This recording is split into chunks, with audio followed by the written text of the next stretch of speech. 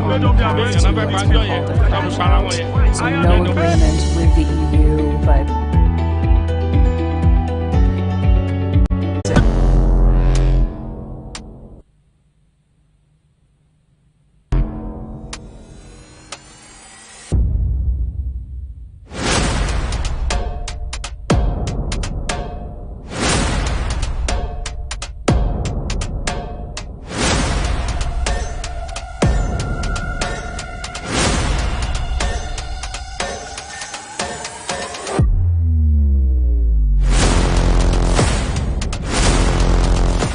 Welcome back. It's Atlantic Blowout on Atlantic Television Network. Don't forget, if you have to run, you can take us along by logging onto our website. It's www.atlanticnetwork.tv, or just join us on any of our social media handles as displayed on your screen.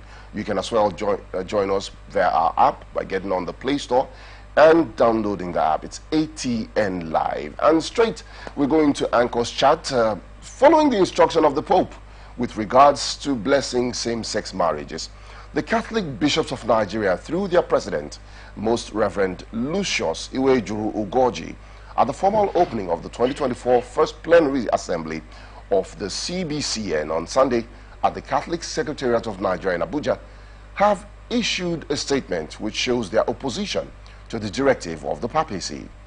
That statement reads in part, "We must sincerely admit that the declaration Fiducia Supplicans on the pastoral meaning of blessings issued on 18th December 2023 by the Dicastery for the Doctrine of Faith has added to our pains. While the document prohibits liturgical blessings for same-sex couples, it recommends at the same time spontaneous pastoral blessings for couples in irregular situations, including the blessing of same-sex couples. It further stressed that such pastoral blessings should not be imparted in concurrence with the ceremonies of a civil union, and not even in connection with them, nor can it be performed with any clothing, gestures, or words that are proper to a wedding. Given the ambiguities, the document quickly aroused mixed reactions of acceptance, skeptical reserve, and outright rejection from episcopal conferences and individual bishops across the world. In the midst of this confusion and pushback, we must, as pastors, with the pastoral task of safeguarding the deposit of faith in its purity and integrity, uphold the teaching of the Church based on Holy Scripture and tradition. Excuse me. We shouldn't be conformed to this world, but be transformed by renewing your minds, so we may discern what the will of God is, what is good and acceptable and perfect. We must continue to teach our faithful that there is no possibility of blessing same-sex couples or same-sex unions in the Church in Africa." He questioned how it is possible that priests could bless same-sex couples who live permanently in a sinful union without causing confusion and scandal. Interesting one, an interesting way to start the week on Atlantic Blowout this morning. So, Laurentia, I mean, Kingsley. it is what it is. The Roman Catholic Church seems to be at war with itself. We recall that after this declaration was made by the Pope, and the African bishops spoke against it, the papacy came out with a statement saying that Africa is going to catch up. That sounded like whether you like it or not, you are going to have to do this. And the Pope, who is seen as the leader of the church worldwide, with such strong powers backing that office, making this directive, same-sex marriages should be blessed. Now the African bishops, the Nigerian bishops have come out to say that it's contradictory. If you say bless same-sex marriages the same way you bless other couples living in irregular situations, when you say irregular situations, I'm thinking these are people who have been living together, who have not been properly married, you know, or people who have given birth out of wedlock. People you know, have been divorced as well. The Roman Catholic Church have rules. Right. And you have a Roman Catholic background, by the way, so you are very vital to this conversation. Okay. Now, it says, do not give them the same, Kind of rights. honor. Yeah. They can't dress in the white dress as can't regular cover their married veils. couples. They can't wear veils. Yeah. But it says give blessings. And in the last paragraph of that statement, the president of the bishops in Nigeria says, same-sex cohabitation is sin. How then can the Pope be instructing us to give blessings to a sinful union? Now, on the other side, maybe we want to also put in perspective, what do our African cultures and traditions say? What is Africa's disposition? And we'll narrow it down to Nigeria. What is Nigeria's disposition to same-sex cohabitations and same-sex partnerships or unions, as it were? You know, all of these are the questions that are jumping around in my head with regards to this this situation. So, Lawrence, you have to have something to say about this. I mean, all right. Well, I come from a Roman Catholic background. In fact, I almost became a Reverend Sister by the way. wow. Yes. Anyway, the truth is, when the first time I saw this news, I didn't believe it. I had to read and reread and reread again. But then that's the reality of what the world has come to and what is still evolving into. The truth is, it's not really making sense in a lot of ways, because it's not a secular institution. The Roman Catholic Church is not a secular institution. It is a religious institution. It is a church that is based on doctrines that goes as far back as millions of years, right? And not just that, it's also a church that is based on biblical injunctions, scriptural injunctions as well. So when the Pope in this case comes out to bring out a doctrine, because this is a doctrine, when he comes out to bring out a doctrine that the church can bless same-sex marriage, the question is, what scriptural backing does he have to do that? Because he is the number one man, he is the person that holds the fort. So people look up to him for spiritual guidance. So it is expected that whatever it is he does or he comes out to say, it's expected that it should have a strong biblical backing when he comes out to say this. So maybe it is an era where the church wants to be more complacent with issues like this. But then, if the same-sex marriage is a natural way of, being married, living together as husband and wife, as husband and husband, or wife and wife. Let me correct that. Man, or woman and wife. Okay, woman and wife. Okay, that's how they say husband and man. I don't know, I'm just around. It's husband and husband, wife and wife. Whichever way. Yeah, husband and man, woman and wife. Well, that sounds weird, but then, if that is what it is, and the church accepts it, let's say in the future, it's already happening, in the United States, where some people come out and say they don't identify as male, they don't identify as female, they identify as non-binary, so they don't have a sex, right? And that's their orientation. And right now, some people are coming out to say, oh, I identify as a dog. I want to be seen as a dog. And there are certain sets of people that say, oh, I identify as a nudist. And they walk around stark naked. And the world is evolving, and the world is becoming more accepting because it's a secular world. But then there is the place of religion, and there is a place of the church. And the church is expected to strike a balance to these things. So now, if the Pope is coming out to say this is what it's going to be, the question is, as the spiritual head, what biblical backing does he have? He also went for that to say that he put a caveat. He said, if you are in a society or you find yourself in a country where it's not accepted, do not give the blessings. Be careful around it, around that situation, so you don't get yourself into trouble. So he understands that it is not globally accepted. In Nigeria, just yet, yes. Let's just no, because I had to throw in that but that's the just truth. yet, because if a few weeks after the African bishops initially spoke against it, if the papacy came out to say Africa is going to catch up, it means it's a just yet situation. But the truth, Kingsley, is that the reality is that same-sex couples, they live in Africa. Even even in a Nigeria, lot of them come out to showcase themselves. I cannot say here that this is who they actually are. But we've seen cross-dressers. They are on social media, and nothing is happening, right? And some people have actually come out on social media to show themselves as same-sex, and nothing is happening. Recently, there's this of-course challenge that is trending on social media.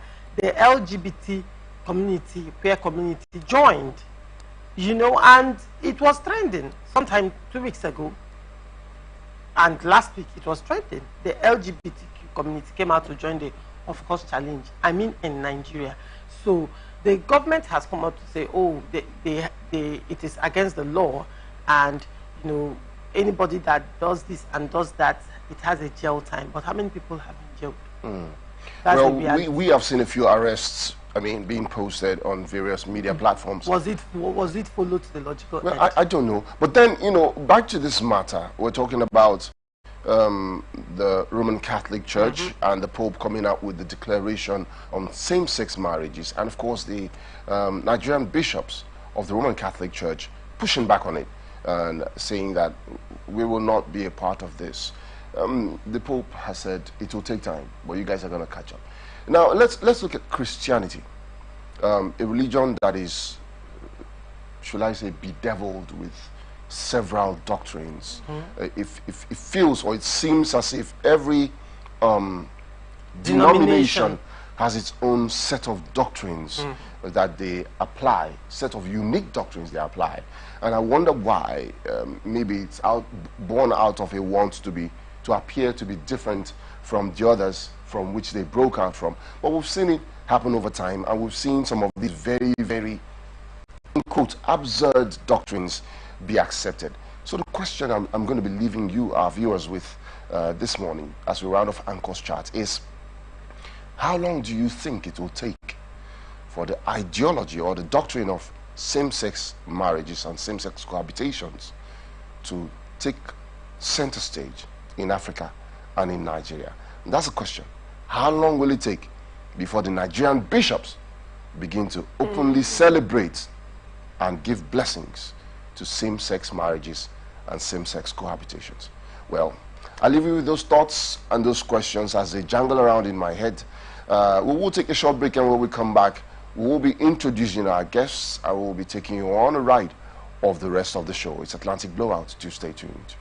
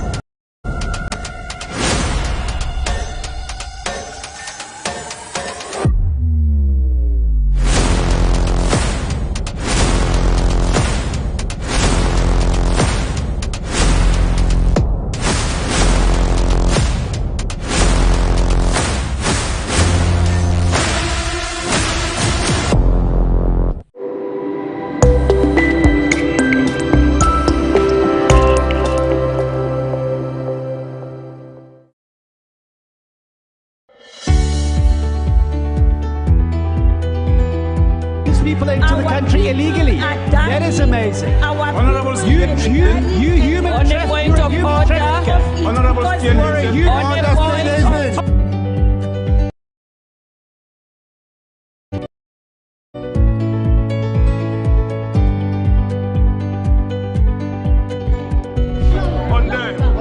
are not picking our calls. They made up their minds. So no agreement with the EU, but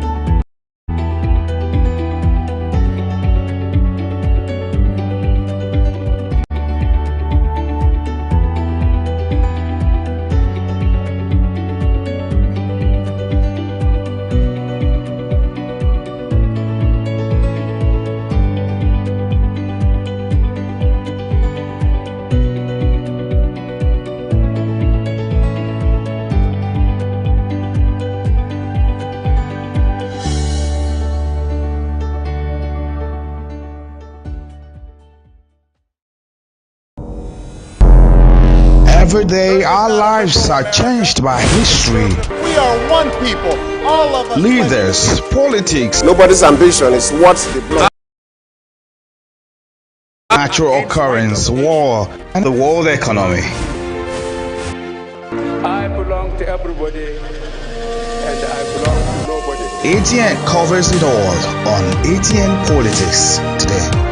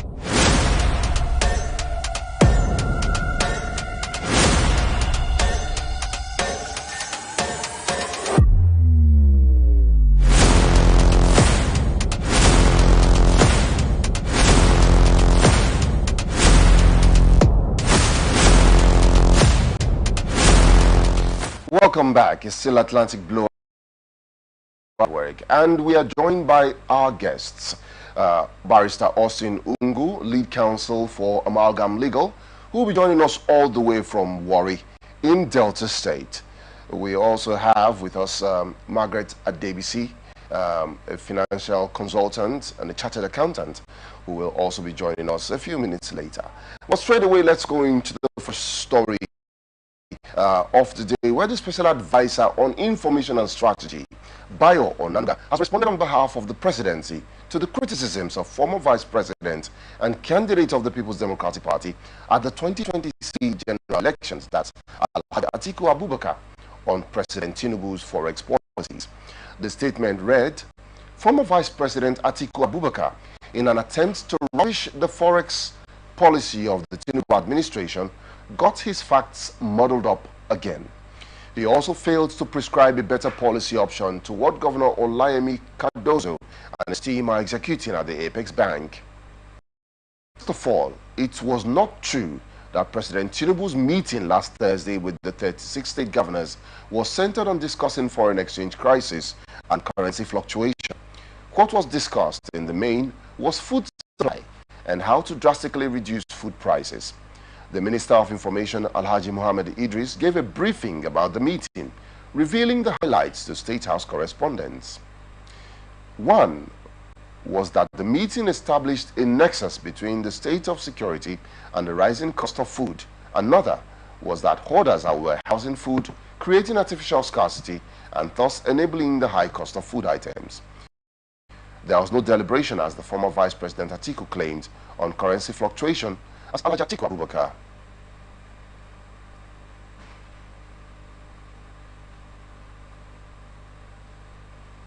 claimed on currency fluctuation. And Atiku Abubakar should know this is the business of the central bank, which has the autonomy to handle the country's monetary policies. In fact, the president enjoined the governors in passing to allow the CBN do its work and refrain from dabbling into what is within CBN's purview. If he would be true to himself and what actually transpired at the meeting, unlike the lies he spewed was expected, Alhaji Atiku would praise President Tinubu for maintaining this stance and for not interfering with the business of the central bank. It is false and preposterous for Atiku to claim the CBN's FX management policy was hurriedly put together without proper plans and consultations with stakeholders, and that the Apex Bank is hamstrung by Tinubu's government in implementing a sound FX management policy that would have dealt with such issues as increasing liquidity, curtailing, regulating demand, dealing with FX backlogs, and rate convergence.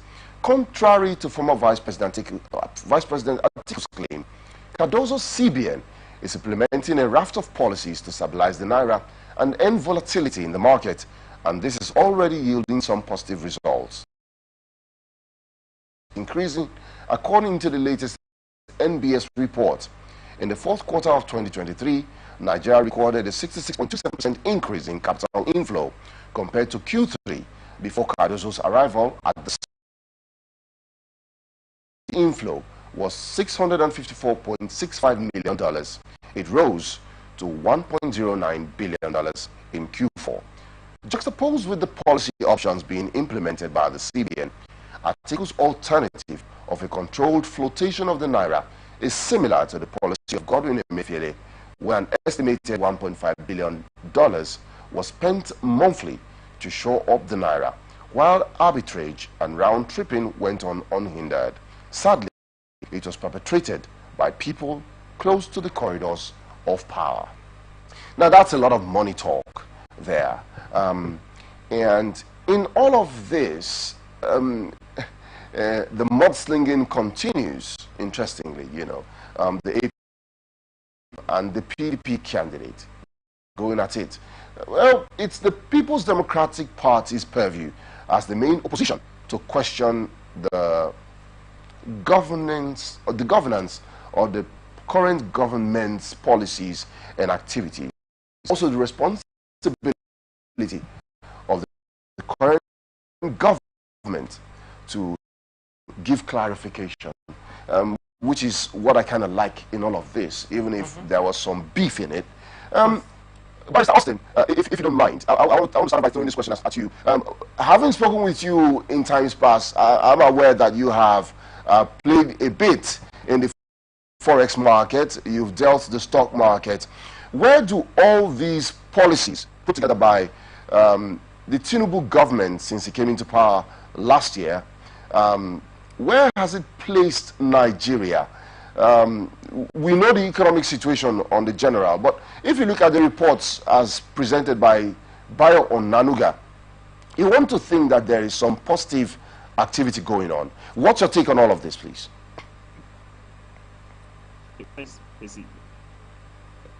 The challenge with all of this, it's if you look at the policies,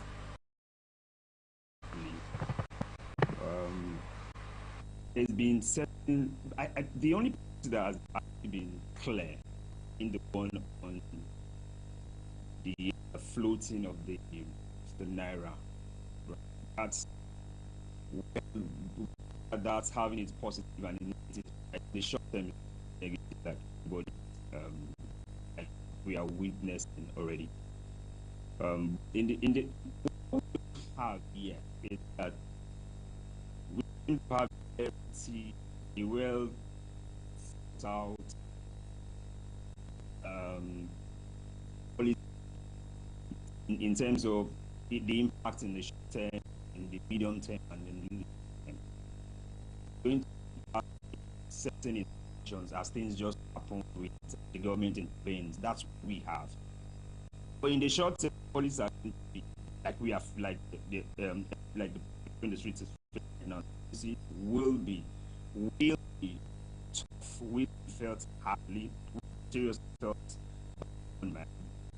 Also, in the short term, if you look at what's happening in the stock market, you get to find that in short term, a lot of returns is being made in short term right now, even right now in the stock exchange. So you find it has a two-way impact. On one hand, it's terrible on the short term. For the investors in the stock exchange, it's time for them to take position, benefit from what's going to. So in summary, what I'm saying is, I just highlighted 3 points. Number one, there seems to not be a thoroughly articulated policy considering it in the short, medium, and the long term. In the short term, we are all going to feel at all the medium term yet. In the short, we're going to feel the pinch.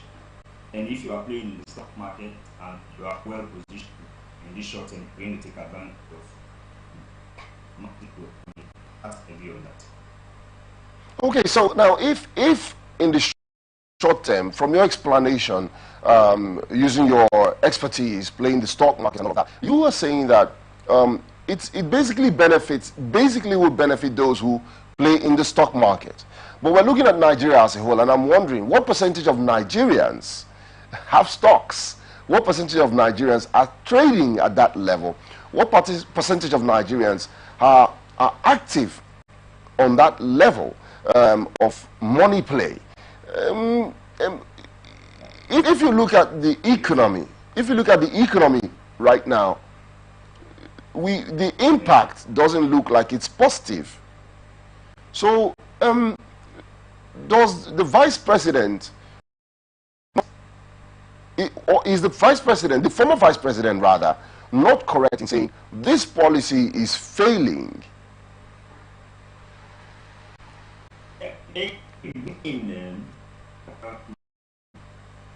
It will have to, I think the time horizon we decide that so that unfortunately not affiliate. Yeah, it's done like that. But the time horizon he was wasn't affiliate. What it says is failing out referring to failing in the short term. But this is really the pinch is strong. The pinch is strong. There's definitely that Fed now it's okay. I think yes, I've not experienced this type of inflationary pressure on price like I have in the last 6 months, right? So it's right now it's right now it's So that's the game. I said that if you some model where you are able to model certain action, what wasn't in my done after that information where wasn't done in my videos should have been there should have been what would be the effect they'll do this. And then okay, what is going to result from when we introduce this policy? What way we do to mitigate the problems that will rise in that will rise as we to introduce this policy, caution this effect? I don't think that was done. Right. I don't think that was done. That's it's going to be terrible. It's terrible, right? It's not anything to be terrible. It's terrible in the short term. It's terrible in the short term. Whether or not we can bet better on how to keep rolling out the policies. If you look at we've had the narrative to market forces, and this is where our problem is. Economics have this the economic theory that is totally vast and human being. If Naira thorough to market the economics, we forget why. If we leave the Naira to the dollar, get financial big take that from detail. Human could be a proud side. We find that players that have the money to influence the dollar common man. And that's for the common man. The players that have the money to influence that exchange are people now valuation because they hold their money in dollars. So if we let the policy, let the naira just flow from against the dollar, we will still keep having the same problem with valuation of the currency. And I in a sense, I think the city governor agrees with me because he has said that the naira is on value. That's the problem. You said. I don't think we're out to percent. Don't think percent from 5%. That's the problem. Okay, you mentioned that in the short time it's going to be very biting for Nigerians. Now, the question is, the government still keeps on coming up with policies that appears to help the inflation even go higher. Example, the increase in the cost of custom duties, from $900 to $1,400. And some other policies, for example, electricity tariff is also going up, just as the government has also decided to stop paying subsidy on electricity. What do you project? How long will this pain, do you think Nigerians will be at this pain? You said in the short term, but it looks as if, there is no reprieve in the future. What's your projection? How long is this short term? Don't hold me short term. Short term, right? Short term, this is short term in my head. Mean term is between 3 years. That's what I look at 2 to 3 years. And long term for me between 4 and we use the time 4 to 8 for acting me as okay, so to the question, you notice what not be niche with all the policies, the area they tracked it. Right. So let's look at this. First of all, I saw a statistic yesterday about how much do I spend in importing food in other major countries, and how to spend imported food. Hopefully, I'll be able to make that number. So, importation in an importing country is not a problem. It's not really. You can't, in plastic, you can't produce anything or you use. So we do not have some of the things we are noticing a thoroughly related, a thoroughly articulated policy about all the aid that impact Nigerians.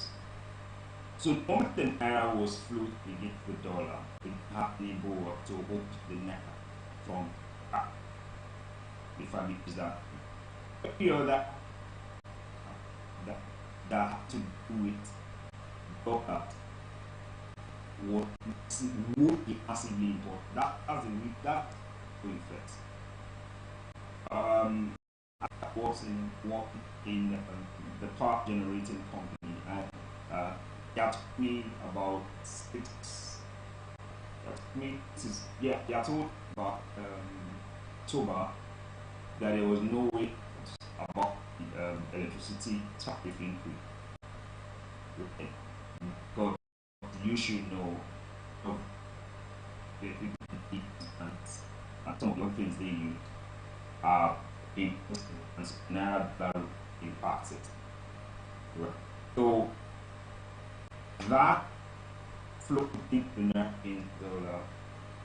definitely affects area of it. But this is a invest. I mean, the government are more of what this will be a challenge. If you guys I was that in 29. I was working because I was in the gym on the 29th, trying to just chill first. And the gym just told me that the price vehicle had increased, and I was like, no, it can't be that way. There was a budget provision for it, like it has increased. So I finished up what I was going to do, and whoa, the price got from officially 180 to 400 and something. That was over 120%. So at that purchasing power had just crashed.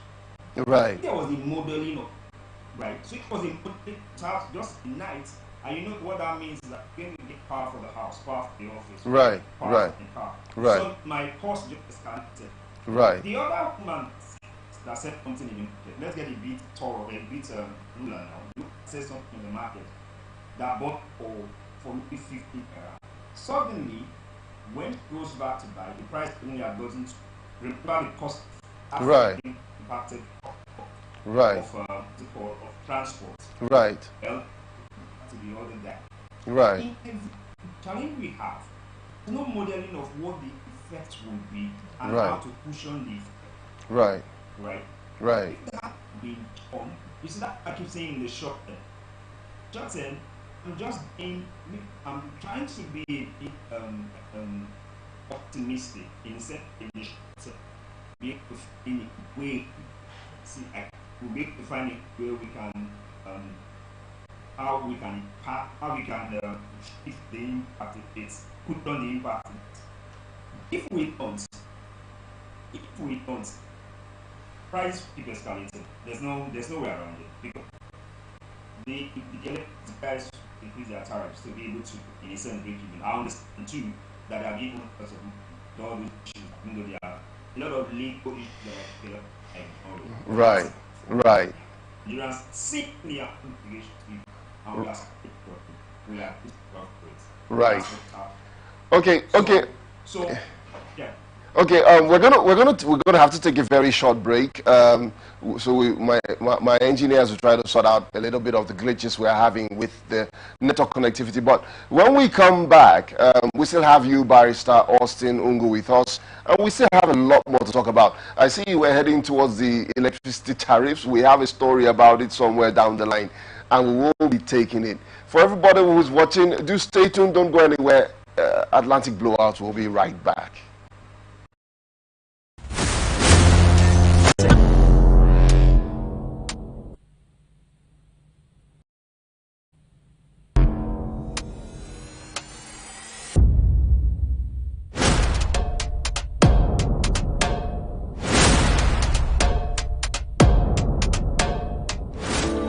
and beyond the mountains, through the Sahara, we bring on-the-spot news, live analysis, expert discussions on trending stories in politics, business, socio-economy, sports, and documentaries. So catch all the updates on the happenings around the globe. Stay focused on the fact today, only on ATN.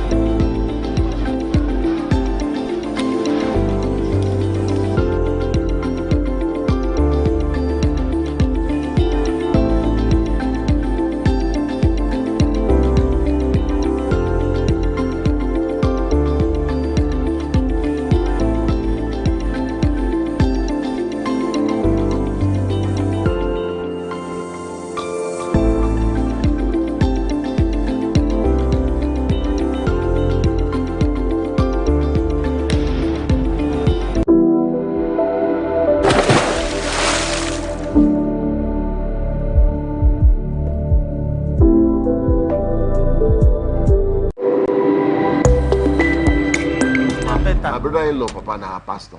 Now as they make a minister, she put her for one panel. That one every day we come, no, let's pray for better. They organize prayer for Calabar. Somebody stole, you are praying for the person. You see, I say, God will not leave you off. It's better if you come out. God will bring another minister. Because you are benefiting for it. You are praying for evil. But it's not for that. make a mistake. I did not. Is everything? I got him. No, come out. I beg, has he joined? What of the other lady?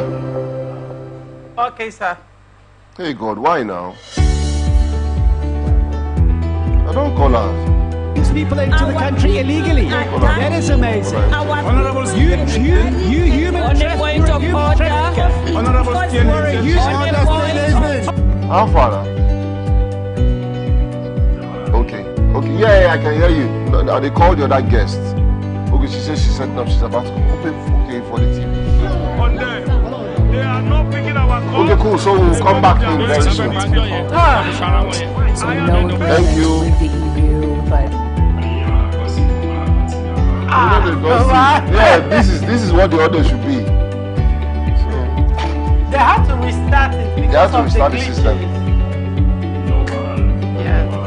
Because as they talk, you be like saying it makes sense, but they crack. So that's why we have to stop and. That was very frustrating.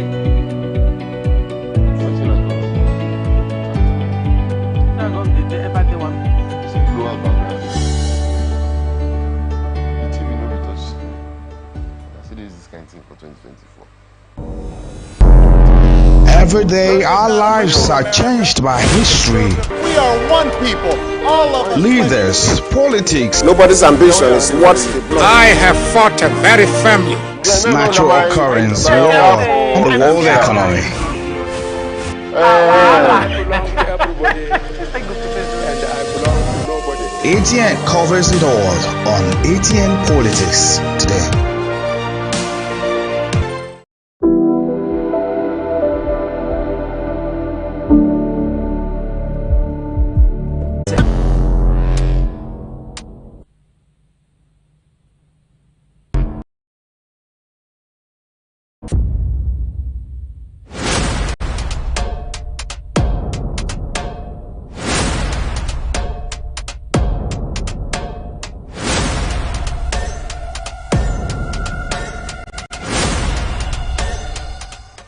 Welcome back. Senate President Godswill Akpabio said on Sunday that Bola Tinubu administration inherited an economic mess from former Central Bank Governor Godwin Emefiele, unsure what charges to bring against him. Speaking at Senator Barina Dampiki's Thanksgiving service in Rivers State, Akpabio claimed the economic situation left by Emefiele was terrible. We did not even know what to charge him with, whether for putting foam on top of the bill, illegal firearm possession, printing notes without income. I don't know what we are going to charge him with. But what we can say is that, yes, there is hunger today because of the policies and actions that they took. And we recognize that. And I think every political party should recognize that there is hunger and we are battling to ensure that Nigerians sleep with their eyes closed. The riots that have happened in Nigeria for so many years, for almost 60 years, cannot be solved in 6 months. Recall that Emefiele is facing a 20-count charge bordering on criminal breach of trust, forgery, conspiracy to conduct forgery, procurement fraud, and conspiracy to commit a felony in the amendment. Now, barrister, apparently the issues against Emefiele keeps piling up, and it appears like every day one story, one criminal allegation comes up. Now, the Senate President, Akpabio, is saying that the federal government does not know what to charge him with. Now, with all the issues surrounding Emefiele first in one part, Akpabio also said that Akpabio is laying the blame, the situation in Nigeria, at the foot of the former administration. Now, there is a school of thought that says that every policy has its gestation period, and right now in Tinubu's administration, the policies that have been taken for the past 16 years has come to maturation, and that is what Nigerians are experiencing. But then, does the entire blame go to the past administration? This current administration as well, the the speed to remove subsidy without, having backup plan to ensure that Nigerians do not suffer the impact of the removal. The way it was removed and the subsequent panic and crisis it threw the country into, is the federal government not culpable in any way of the situation that we are facing? And then with regards to Emefele's charges, the federal government not knowing what to charge Emefele with. What do you make of all that? Okay, so I'm going to unpack it into bits. So first of all, I'm unpacking it into about 5 portions. First of all, it's who is responsible for the economic issues, one, whether the past governments or non-past governments. Then 2, Emefele's charges. And please remind me of this, if I don't address it, whether or not any of the Emefele charge has it borders on economic crimes, because nobody seems to be thinking of that. Does any of us charge any? Yeah, please. If I fail to address that, just you can start with that. All right, because we like okay, inside in behavioral science, there's something the Senate President is doing, and it's called framing, right? It's called framing. When you frame what's the word? The way you look at something is determined by how it is framed. That's the play we have right now.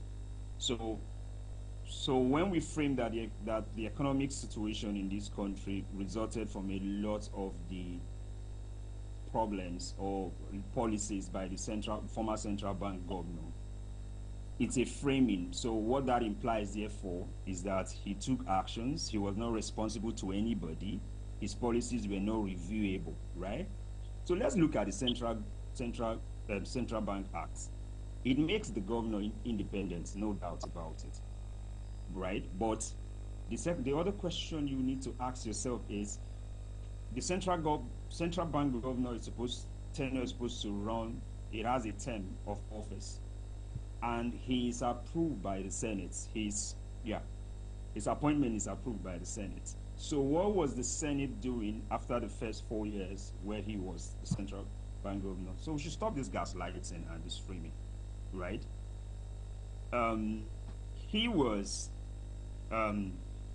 His nomination was sent to the Senate, who were in the government at that time.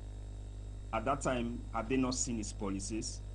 Why was it not analyzed? Why were the guys? Why were if they were intentional about this, why did we not have the economics or the guys that understand economy query him to understand his economic policy decisions, right? So that's some of the gaslighting and some of the reframing that we are having in this point at this particular time. I've looked at some of the charges. It doesn't seem to me that any of the charges is directly related to his action. What I mean, direct related to his breaching of the Central Bank law, Central Bank Act. It doesn't seem to me that there is any charge related to that. It doesn't seem to me that there's any charge related to that. Now, I'm choosing my words carefully. It doesn't seem to me, right, that there's any charge related to his, he acted outside his powers as the Central Bank governor, right? So in essence, what I'm saying is that there are regulatory, there are supervisory powers that the Senate, that the National Assembly had, right? That nobody suddenly seemed to remember that he had the power to supervise, and I'm using the word supervise guidedly, to supervise what he was doing. Nobody suddenly seemed to have the power nobody seemed to think that we have that power.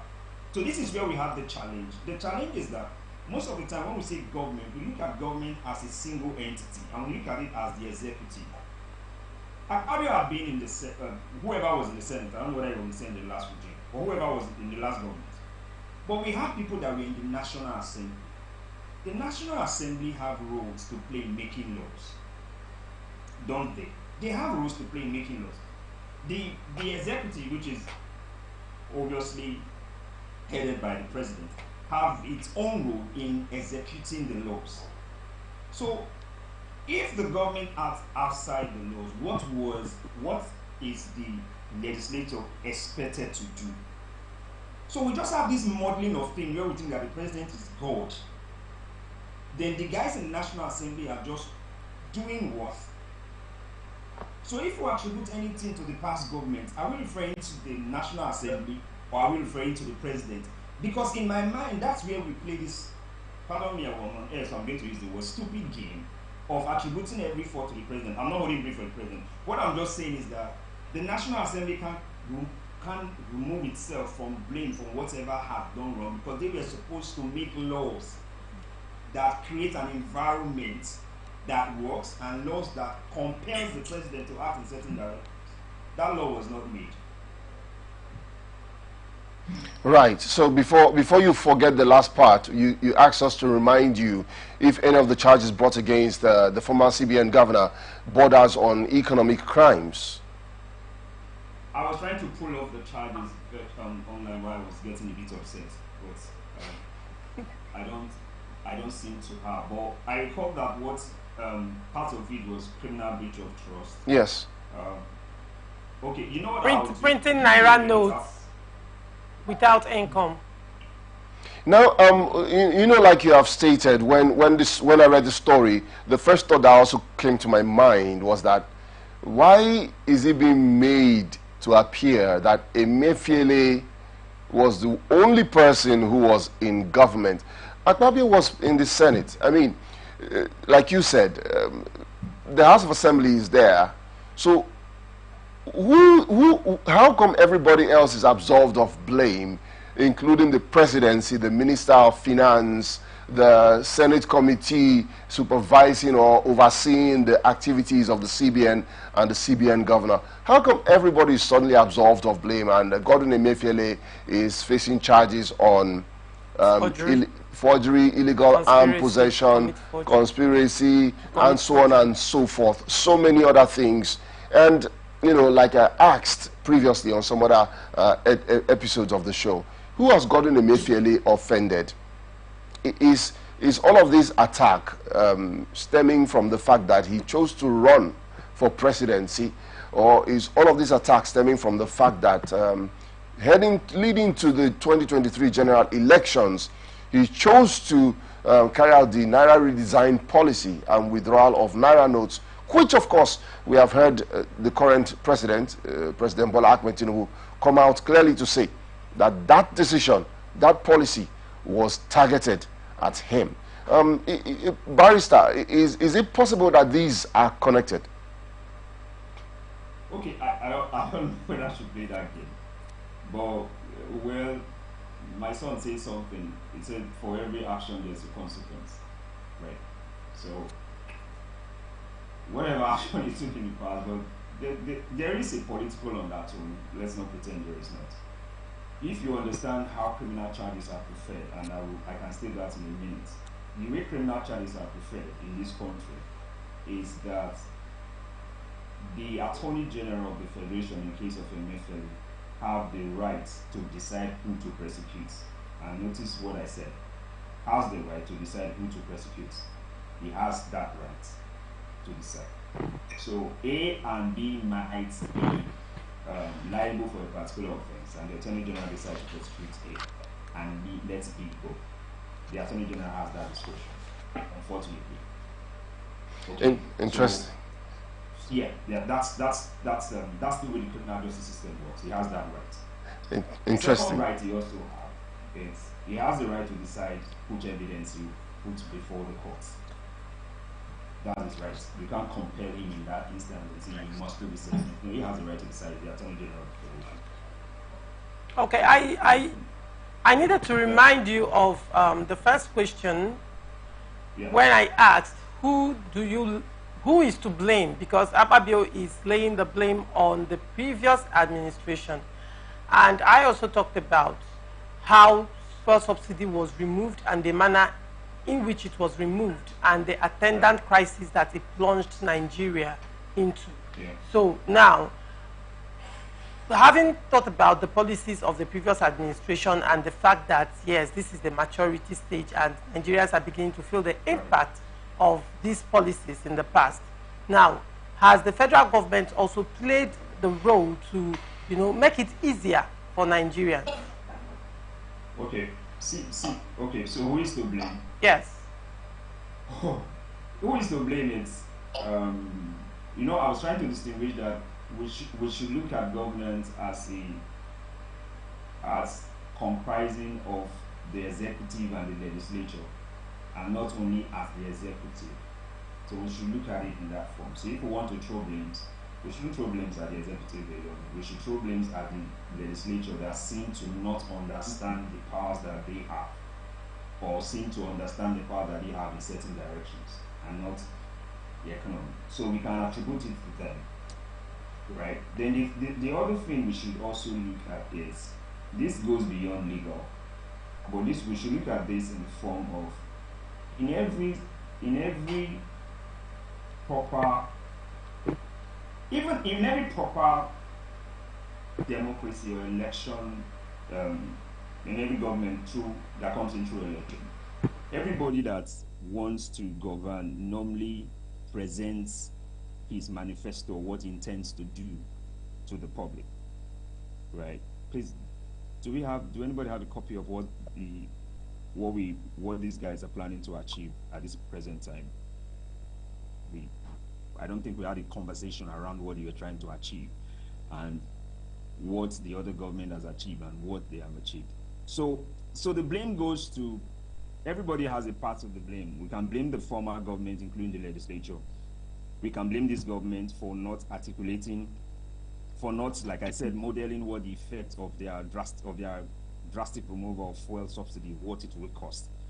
And then we can also blame Nigerians for not being involved in the governance of our country. And I'll say this just as an aside. In my view, the most important arm of the government is the legislature. Why? Because they have the power to decide what laws the executive will follow. And if the executive execute, and if the executive decides not to, you know the way the law is passed, the National Assembly passes the law, the president has to assent to it.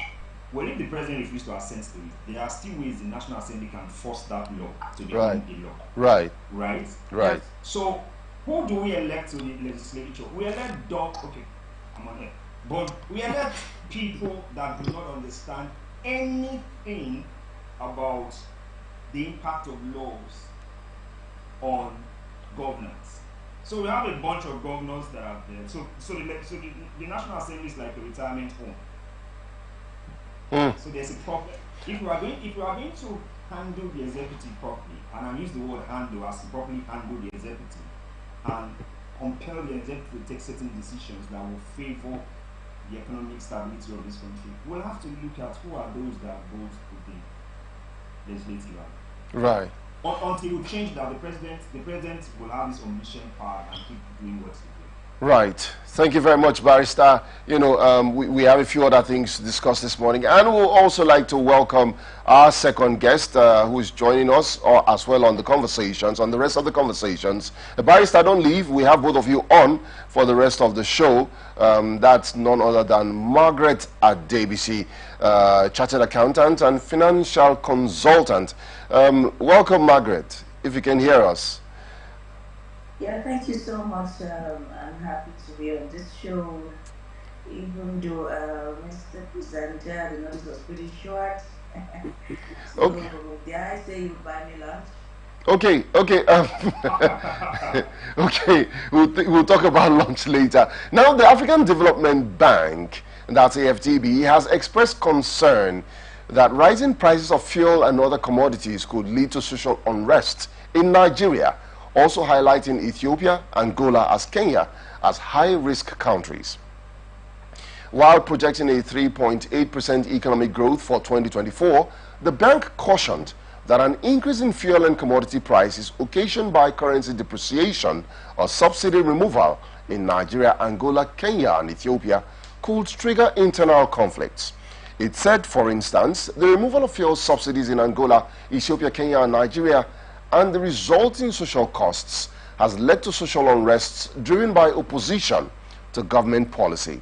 The AFDB also said the rise of geopolitical tensions in Eastern Europe and the Middle East, in addition to El Nino phenomenon, may trigger supply chain disruptions, which could aggravate energy and food inflation across the world, with Africa more vulnerable to these shocks. Now, of course, Africa will be more vulnerable to the shocks. Why? Because larger parts of Africa are consumer nations. That's basically it. Now, talking about social disruptions, we are aware that a few days ago there were protests in some states in Nigeria, and with regards to subsidy removal, on the 29th of May 2023, Mr. President came out as part of his acceptance speech to say subsidy was gone, even if we are aware that it appears some subsidies still being paid, as per reports emerging a few days ago. We also remember, we also take into cognizance the IMF report a couple of months ago that said, in truth, the price at which we are purchasing fuel per liter should be higher if subsidy is totally removed. Now we look at the African situation, especially Nigeria. Earlier on, Barrister Austin, you said that Nigeria's consumption is extremely high. When you look at the items we import and we consume, we wonder what Nigeria really produces anymore. Margaret, you are the financial expert, so I would like to start off with you on this one. Looking at this report, what are your deductions? Where does Nigeria and Africa, as a matter of fact, stand in the scheme of things? Okay, well, I'd like to start on a lighter note. I see we're all serious, but Nigeria, how it is and all the things that are happening, we have to find a way to get ourselves relaxed. Okay, so I was having a conversation with a couple of friends about 2 days ago, and we talked about how protests, there were no protests in the country. People were going on the socials and complaining, and using the phenomenal word dragging the government. And then we asked ourselves a simple question: has that worked? No, it hasn't. But it has given us a space where we could air, our grievances. Okay, and then someone said, okay, do you think Nigeria is a place where we could actually go on the streets, protest, go to the government? Would they listen to us? And then there was this common saying that, Nigerians do not want to die. Nobody wants to die for this country. Nobody is willing to protest. I mean, if you come out and they're given a couple of nairas, you will go back home. You push a Nigerian to the wall, he finds his way out of it. But, with how the inflation rates are changing, before now, I think it was last year, when the Business Day released some documents saying that the inflation rate was between 28% to 35%. I don't know, you can correct me, I'm not exactly sure. But as at today, we found that certain products were getting inflated almost to the tune of 150%. In other words, you bought something last year, 4,000. You come back this year, just February, and then you're hearing that it's about 4,000 to 12,000. Sometimes it triples, the price. And this will lead to unrest. How is to happen, we do not know. Now, talking about the story, the living costs rising and the leading to social unrest in Nigeria, and how people are warning, like the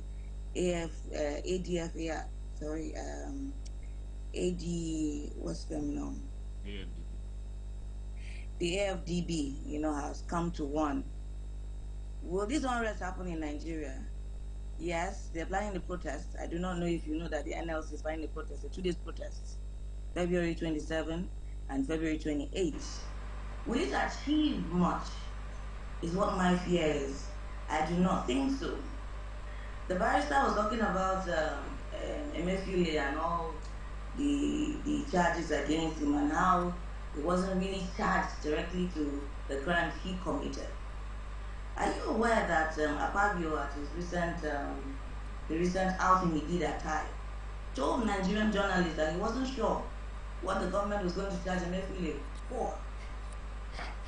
And then he went further to justify himself by saying the crimes were too many. I mean, this is the country where we live. So, and Nigeria is confused. Do you not know what to do? Presently, we talked about the Naira devaluation, how the dollar is increasing against the Naira. And then some people were asked to buy dollars and store up. Some people came against it and said, oh no, you're destroying the economy. It's increasing decreasing the devaluation of Naira.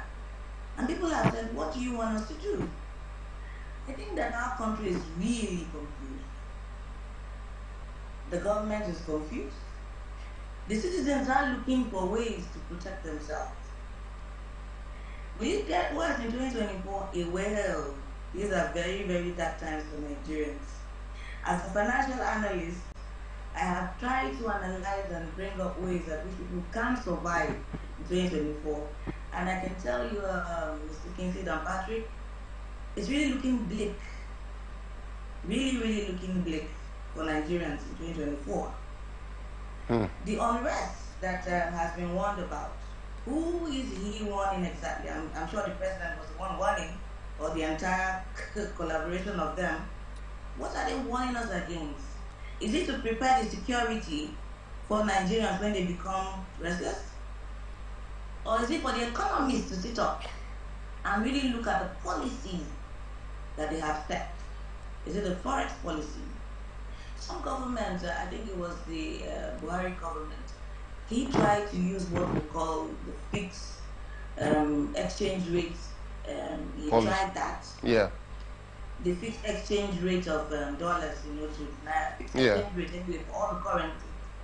He tried to, use that policy, but the black market wouldn't let us breathe. The banks began to come up with the CBN as a Emefiele again, came up with positive, hindering people from getting dollars through the bank. So we had to fall back to the black market. Therefore, he was defeated. Okay? Then we came to this administration that decided that we were going to float the exchange policy. In other words, use the policy of demand and supply. Well, people came for the government again to say, oh, you know what? There's only people using the dollars. This is not an export community. Why would you then float the exchange rates? Right. You float the exchange rate when you have an economy that's exporting and earning in foreign currencies. Our reserves are depleted. Whatever they're showing, I do not agree with those figures that they're showing. We do not have foreign reserves. Right. The crude, which we would have gotten foreign exchange, because of the loans that we have taken over the years, I'm thinking that 5 years crude oil is already sold. So where do we start from? And then how do we do with this unrest? Are we curbing it? Are we going to... Okay, I'll tell you what the government has been doing concerning the forex. They've been subsidizing it, even though it's floating. And that's the issue. You say you want the prices of petroleum products to float. And then secretly you're subsidizing it. And then until a couple of weeks, we got to know that the landing cost, not even involving distribution and other costs, is 1,000 to a liter. And then crisis emerged. Unrest is coming. Right. Will come, we don't know. And then I don't know what the country is planning, really. Right. It's really a bleak situation. Right. Okay. Margaret, please kindly check your messages. You have a few messages from our producers while we go on. Barrister, and I'm going to ask you this. The AFDB has come out with a warning of unrest with regards to the situation of things in Nigeria and, of course, Africa. A few other African countries were mentioned, Angola, Ethiopia, and Kenya as well, and talking about subsidy removal. We've heard the financial expert talk about crude imports, exports. There's a landing cost that still exists from her contribution there. You said the landing costs 1,000 naira per liter. So how come Nigerians are buying at 600 naira per liter and we are still complaining? I said earlier about the IMF saying that in real situations we should be buying fuel at much more than we are buying it. But that's not where I bring you in. The question I'm going to be asking is, let's look at the legal side to this warning by the AFDB. Unrest. Do we have a right to protesting? The NLC has said they are going to the streets sometime in February. NARCO, that's the National Road Workers, the people who transport petroleum products, have said they are commencing a strike today because of the differences in what they are being paid for freighting and the real costs they are having to incur to freight, if that's the right term to use. What are the legalities? Where does the law come in all of this? Okay, first, the law as it is enables Nigerians to protest. Okay, like obviously protest peacefully. The law allows us to protest. That's one, but doesn't allow us to be destructive in our protest. Okay, that's the point. Then there's also other mechanisms that the law allows us to use, and the law allows us to also go to courts and restrain the government. You see, as I said that, I just hit in my own head this theory of helplessness that has been promulgated and has been perpetuated amongst Nigerians when people think they can take on the government because the government is omniscient. That's one of the theories that we've had a problem with. Right. So the law allows you, for example, if the actions of the government will impact you or has impacted you, for you to go to court and challenge the legality or illegality of that government action. We don't have a lot of such cases going on. So again, like the economics was saying, the challenge will always be taking the protest to the logical conclusion, which we will not do, which we don't seem to be able to do in this part of the country. So the law allows, in this part of the world, the law allows you to challenge the actions of the government. Now, as to the what's it called, the body in charge of transporting, I think that's what it is, crude fuel. I do not have a knowledge of the law of the regulations affecting them, right? But my understanding of labor law is that you're supposed to, before you go on your strike, give a notice. Strike is not something you wake up and the next morning you go on strike. So I don't know whether they properly followed that process before they decide to embark on the strike action they want to go into. So that's something we need to consider. But if I have my way, I think you can check. What I expect is there's to be some massive challenge against a lot of the actions of the government. But again, we should know what is the underlying thing. The underlying thing for us is very basic, right? We want a system that is transparent. I think transparent is the word. We want a system that is transparent. So if we have a system that is transparent, we know what is going on, and then everybody can figure out how to let me use the English word, manage himself. Okay. Right. Yes, Barrister. I want to anchor a bit on your statement, your explanation that it is legal to protest, not to be destructive during protest. Right. Now, if you remember, during NSAS protests, when Nigerian youths were on the streets, to protest police brutality in the country, at some point, that protest became bloody with the police attacking unarmed citizens. Now, there are concerns around, the impending social unrest. If it happens, what be the reaction of the government and the security of Nigerians who might willingly come out into the street in droves because of the biting situation they find themselves under? What do you have to say to that? Okay, I'll take. We have a police force that do not understand how the law works, and it's a massive problem that we have. What do I mean when I say do not understand how the law works? We have a police force that, even though we have the fundamental rights of every citizen in the Constitution, they seem not to accept that citizens have fundamental rights. Right? So they seem not to accept it. So they seem to think that citizens are subjects to them. I mean, you have seen this now. You see the police guy driving against traffic. Right. One person driving against traffic. That same police guy that is driving against traffic, police stop to pick up that guy. You have had that experience. Yeah. Because they think that they are not subject to the law. So that's where we are going to have the challenge, because we seem to have a police force that think that they are answerable to the government and not to the people. So that's the first challenge we have with protests. Right.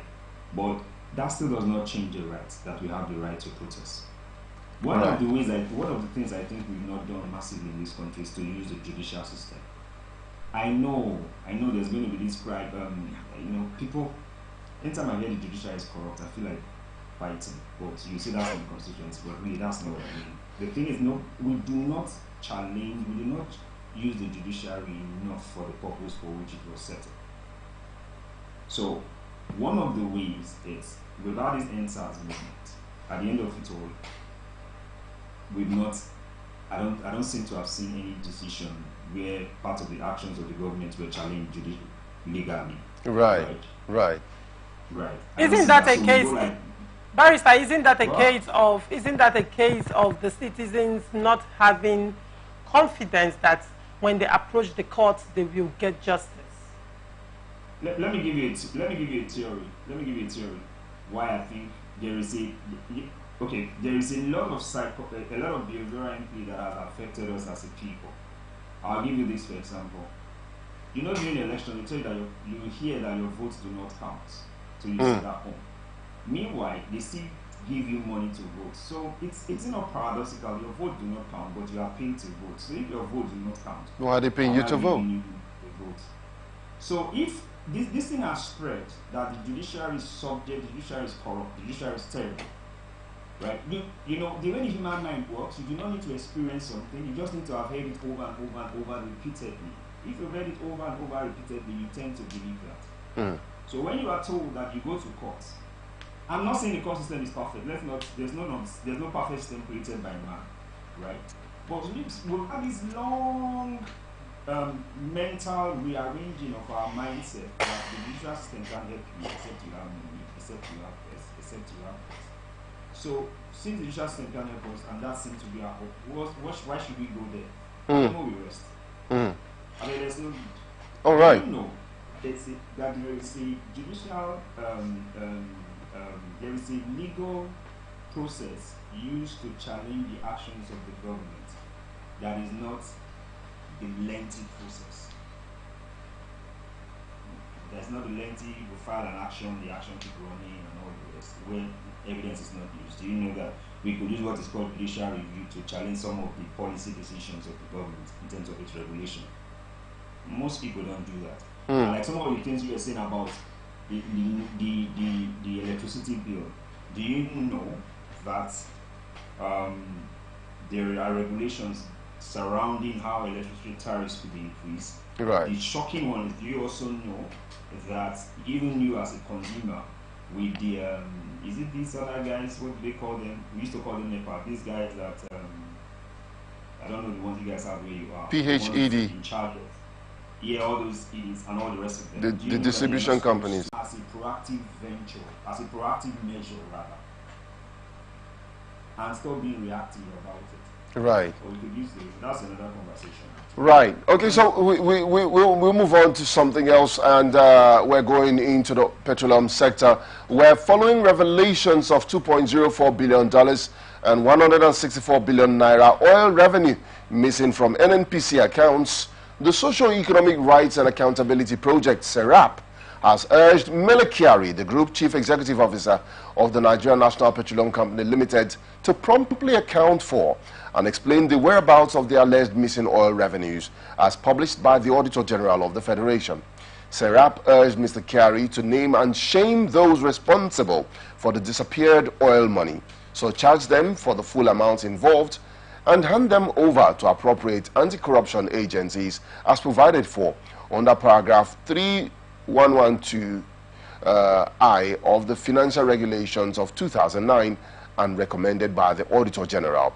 SERAP, in their letter dated February 17, 2024, also urged him to ensure the full recovery and remittance of the missing $2.04 billion and 164 billion naira into the Federation accounts without further delay, stating that without the full recovery and remittance of the missing monies, the dire economic situation may worsen and Nigerians will continue to be denied access to basic public goods and services.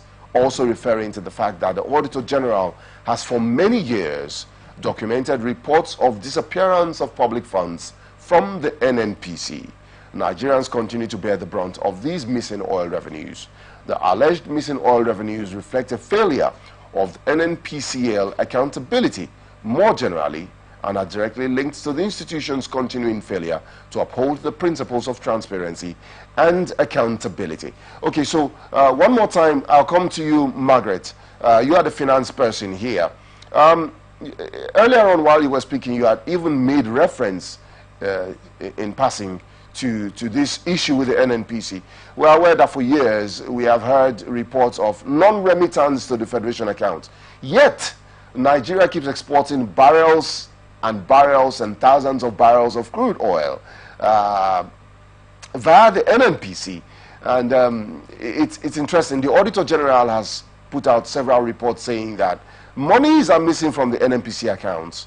Yet here we have the Chief Executive of the NNPC, Mele Kyari, being summoned by SERAP. If SERAP is saying name them and shame them, it means there is a report to that effect with a list of names involved in these frauds or these acts of disappearing money. At least this time around, they didn't say it was a snake that swallowed it or a monkey stole it and ran away. What do you have to say? What's your input on this one? You are the finance person. How does this impact? Well, from SERAP's narrative, we can see in a little way how it impacts Nigerians. If the major revenue earner for the country is not generating revenue or is not remitting revenue, it throws the economy into dire straits. But then let's have your analysis on this one.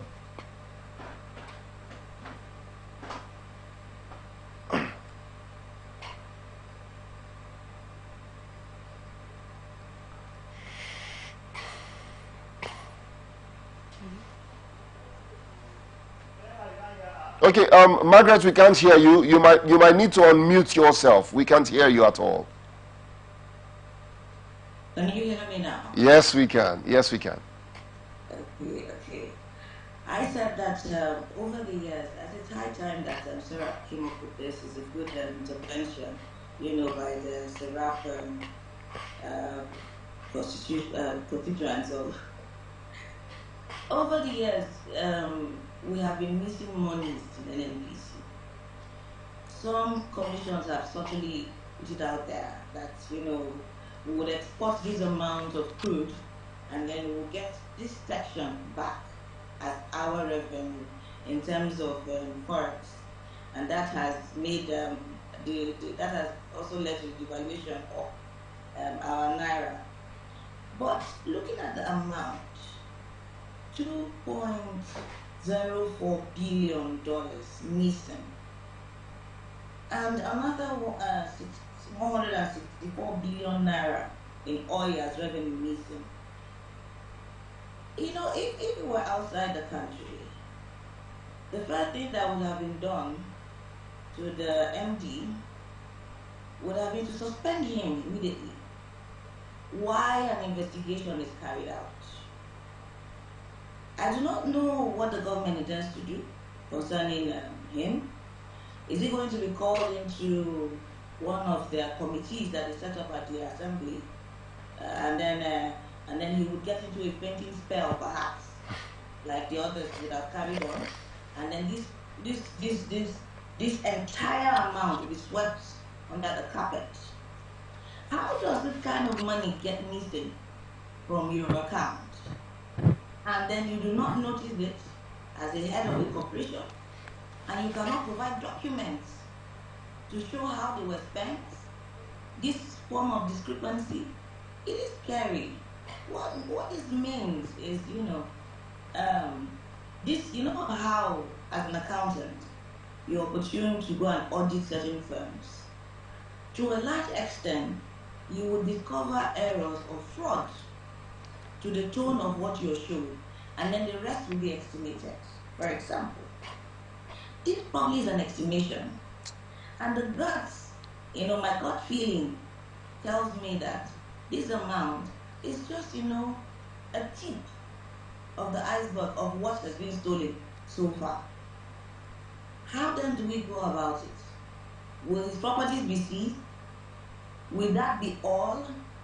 I feel that Nigerians should get to the stage where, thank God for StarTimes involvement, where they actually decide that when you steal, some capital punishment should be melted against you, as against not being sure, in case of an affiliate, what to tie you to. How does this kind of money get missing? Economy, all the borrowings we have done could have been less by this amount that are stolen. Right. Our spending could have been subsidized by this amount that have gone missing. Right. So our economy that is already operating in a deficit could be in less deficit if these monies were available. What's the next step?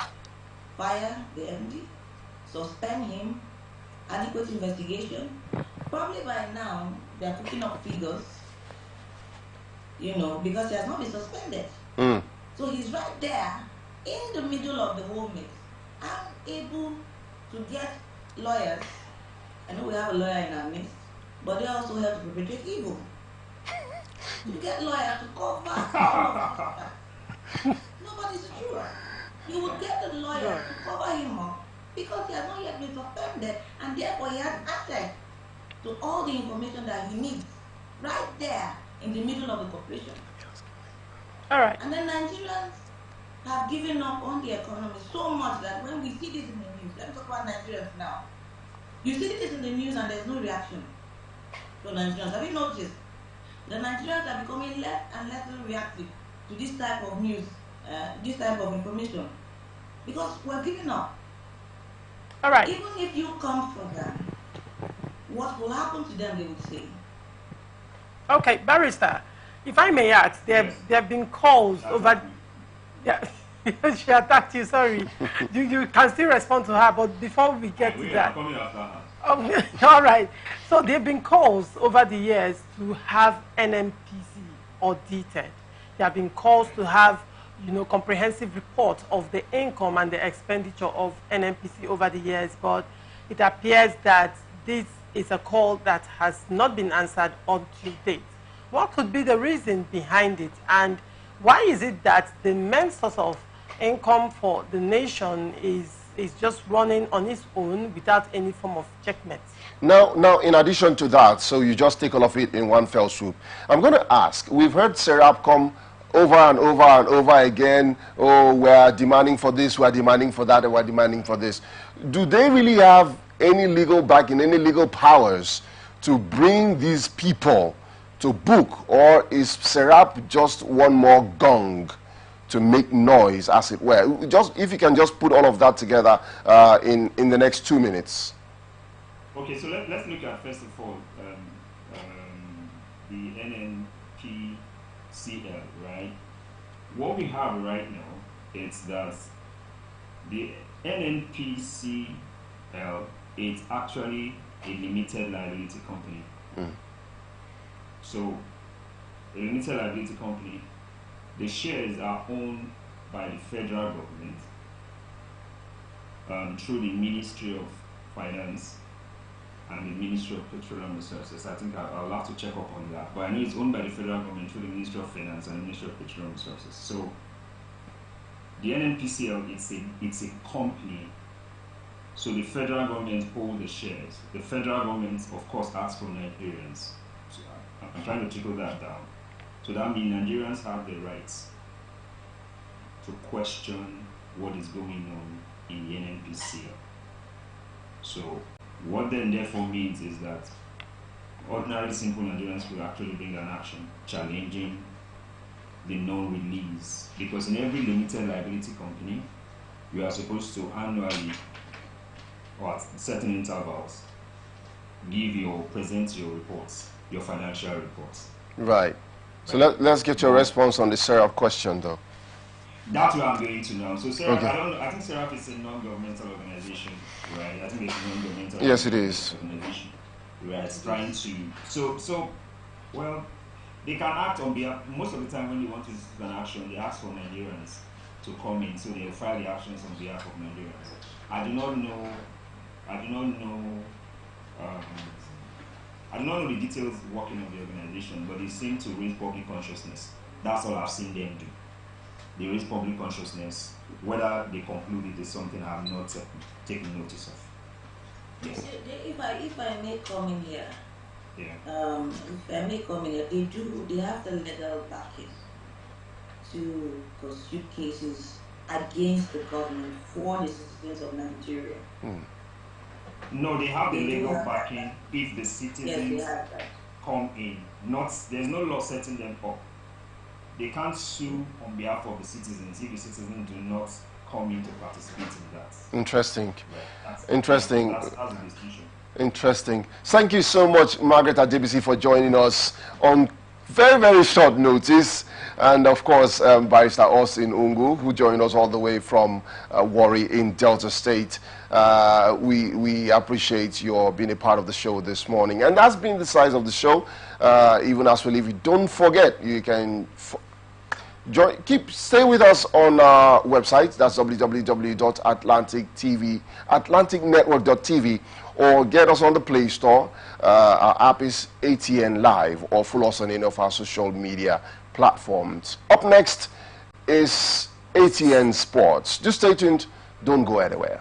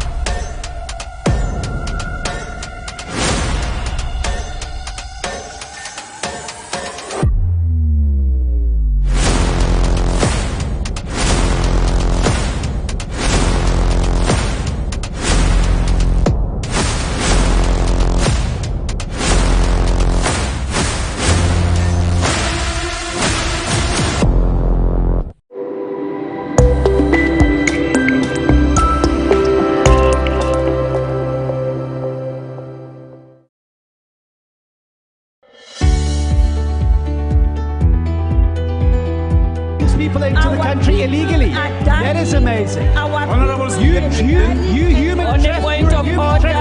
Honorable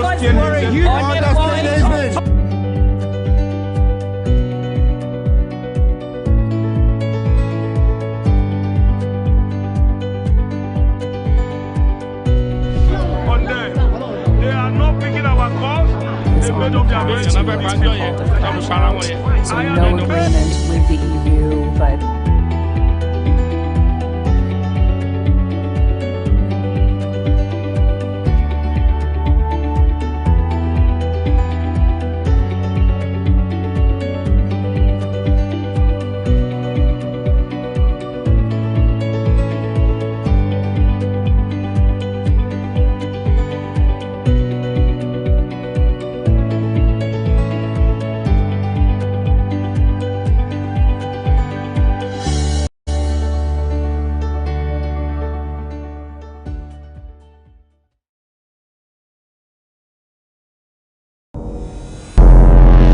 Every day, our lives are changed by history.